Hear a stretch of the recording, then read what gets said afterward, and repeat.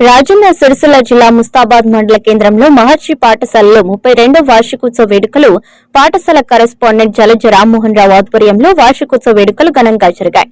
వార్షికోత్సవంలో విద్యార్థులకు ఉపన్యాసం, వివిధ సాంస్కృతిక కళా ప్రదర్శనలు నిర్వహించారు. వార్షికోత్సవ వేడుకలను మండలంలోని వివిధ పార్టీల నేతలు, నాయకులు, తాజా మాజీ ప్రజాప్రతినిధులు, విద్యార్థి తల్లిదండ్రులు, విద్యార్థులు, పాఠశాల ఉపాధ్యాయులు తదితరులు పాల్గొన్నారు.